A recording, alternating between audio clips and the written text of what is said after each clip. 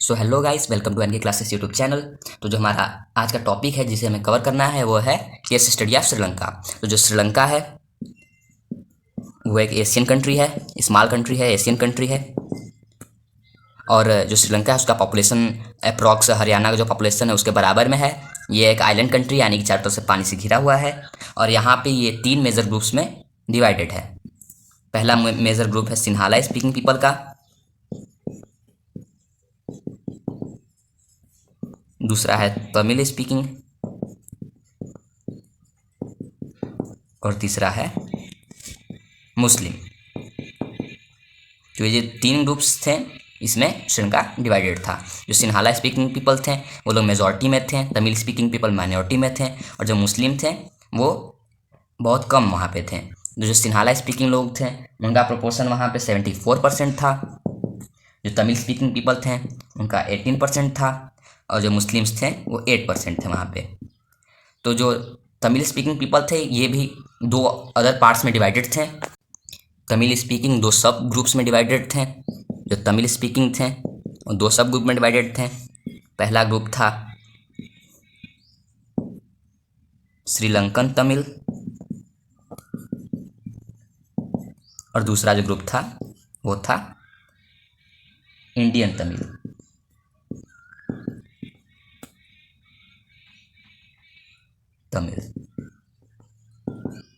जो श्रीलंकन तमिल थे उनको नेटिव तमिल्स भी कहा जाता था।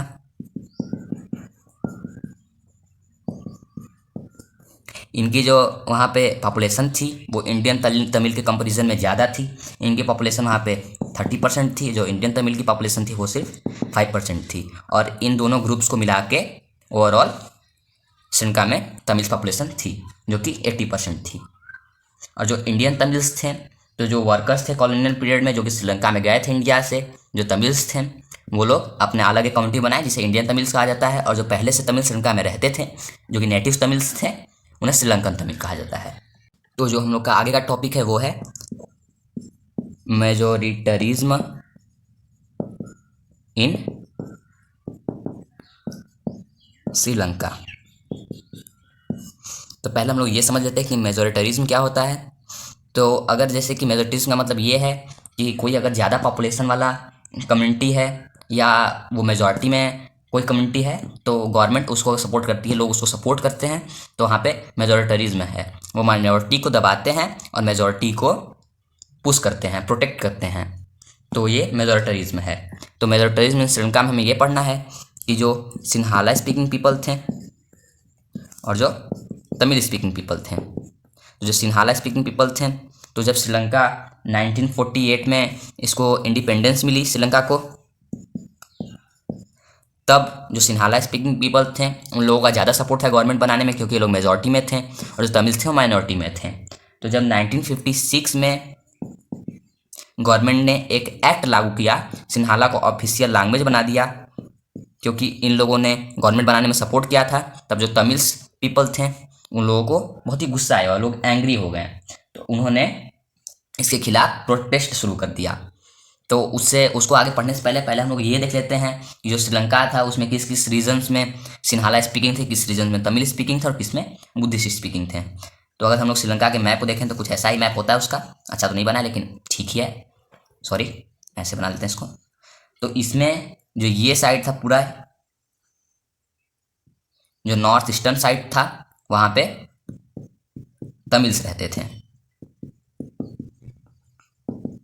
इसमें छोटे छोटे एरियाज थे जहाँ पे मुस्लिम्स रहते थे, और बाकी जो बचा हुआ लार्ज पार्ट था श्रीलंका का, वहाँ पे ये जो पार्ट है वाइट वाला, वहाँ पे सिन्हाला स्पीकिंग लोग रहते थे। तो हमने ये देखा कि श्रीलंका का जो मैप है वहाँ पे कहाँ कहाँ पे तमिल्स थे, कहाँ मुस्लिम थे, कहाँ सिन्हाला थे। तमिल्स के इस साइड में होने का रीज़न ये है कि ये इंडिया से जुड़ा हुआ पार्ट है, और जो इंडियन तमिल आए थे वो भी इसी साइड पर रुके थे, और बाकी तमिल्स तो श्रीलंका के जो थे वो पहले से यहाँ पे थे, और बाकी जो इस साइड के तमिल्स थे वो इंडियन तमिल्स थे। तो अब हम लोग इसके आगे का पढ़ते हैं। तो जब 1956 में एक्ट पास करके सिन्हाला को ऑफिशियल लैंग्वेज बना दिया गया, तो जो तमिल स्पीकिंग पीपल थे उन लोगों को ये बात बहुत अच्छी नहीं लगी और उन लोगों ने इसके खिलाफ प्रोटेस्ट किया। तो जब प्रोटेस्ट किया तो जो सिन्हाला स्पीकिंग पीपल थे उनके द्वारा ही गवर्नमेंट चलाई जाती थी, क्योंकि वो लोग मेजॉरिटी में थे और गवर्नमेंट को ज़्यादा सपोर्ट सिन्हाला स्पीकिंग पीपल से मिलता था, इसीलिए गवर्नमेंट ने तमिल्स की बातों पर उतना ध्यान नहीं दिया। तो जो तमिल्स लोग थे उन्होंने कंट्री में सिविल वॉर शुरू कर दिया। तो जो सिविल वॉर टर्म आया है ये क्या होता है पहले हम लोग इसे समझ लेते हैं। तो जो सिविल वॉर होता है, जैसे अगर अपने ही कंट्री है उसी के अंदर कोई वॉर होता है अपने ही लोगों के बीच में, तो उसे सिविल वॉर कहते हैं। जैसे अगर इंडिया में हिंदू और मुस्लिम्स में वॉर हो जाता है तो ये अपने ही कंट्री के लोग हैं, लेकिन इन दोनों के बीच में वॉर हो गया है तो इसे हम लोग सिविल वॉर कहेंगे, जो कि अपने ही लोगों के बीच में अपनी ही कंट्री में होता है। तो जो तमिल्स थे उन लोगों ने सिविल वॉर स्टार्ट कर दिया, जिससे दोनों ही ग्रुप्स सिन्हाला स्पीकिंग और तमिल स्पीकिंग पीपल के ओवर 1000 लोग मारे गए, ओवर 1000 लोग मारे गए। और जो तमिल स्पीकिंग लोग थे उन्होंने डिमांड किया कि जो नॉर्दर्न और ईस्टर्न पार्ट है श्रीलंका का वो इन्हें दे दिया जाए, क्योंकि ये लोग अपना एक अलग कंट्री बनाएंगे। तो जो गवर्नमेंट थी उसने इन लोगों की बातों को डिनाई कर दिया। तो जो तमिल स्पीकिंग लोग थे उन लोगों ने सिविल वॉर को जारी रखा और इससे बहुत सारे कॉन्फ्लिक्ट्स हुए कंट्री में, बहुत सारी परेशानियाँ हुई, बहुत सारे लोग कंट्री को छोड़ के रेफ्यूजी बन के अदर कंट्रीज में चले गए और जिस कारण से श्रीलंका में बहुत सारी डिस्टर्बेंस क्रिएट हुई। तो हमने ये देखा कि जो श्रीलंकन गवर्नमेंट थी उसने अपने सिस्टम में कोई चेंजेस नहीं लाए, जिस कारण से वहाँ पे सिविल वॉर हुआ और थाउजेंड ऑफ रिफ्यूजीज कंट्री छोड़ के दूसरे कंट्रीज में चले गए और थाउजेंड्स ऑफ पीपल मारे भी गए। लेकिन इसके जस्ट अपोजिट जो बेल्जियम का केस था वहाँ पे वहाँ की गवर्नमेंट ने बहुत सारे चेंजेस लाए। तो जो हमारा थर्ड टॉपिक है जिसमें हमें उस चेंजेस को पढ़ना है वो है एकोमोडेशन इन बेल्जियम। तो जी हमारा टॉपिक है, इसमें हमें ये पढ़ना है कि जो चेंजेस लाए गए थे बेल्जियम में वो कौन कौन से थे और उससे क्या प्रभाव पड़ा कंट्री पर। तो पहले हम लोग एकोमोडेशन का मतलब समझ लेते हैं। तो एकोमोडेशन का मतलब ये होता है कि अकॉर्डिंग टू कंडीशंस जो चेंजेस लाए जाते हैं उसे एकोमोडेशन कहते हैं।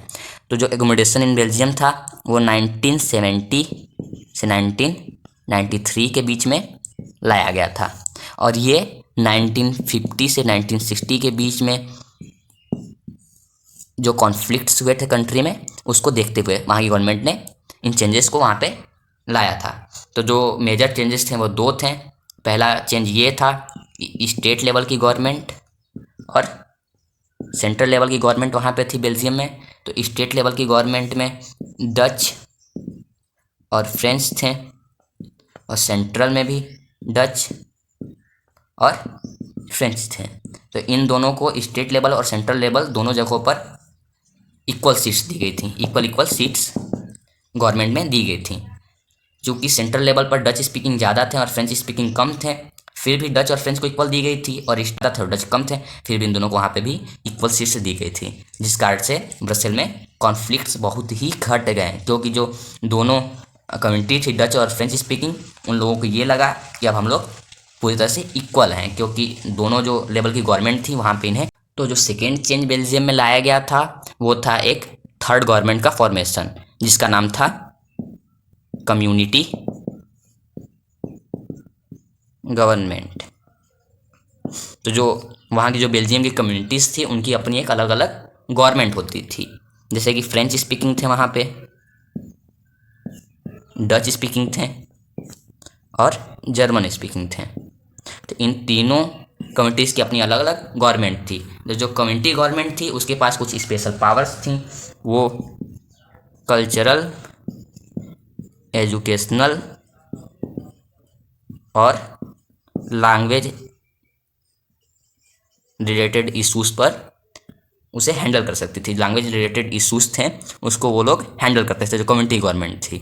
तो इससे जो तीनों कम्युनिटीज़ थी उनकी अपनी अपनी गवर्नमेंट बन चुकी थी, जिस कारण से वहाँ पे कॉन्फ्लिक्ट बहुत ही कम हो गया। हर जो कम्युनिटी थी वो अपने कल्चरल, एजुकेशनल और लैंग्वेज को प्रोटेक्ट करने के लिए अपनी राय रख सकती थी, जो इशूज़ थे उसको हैंडल कर सकती थी।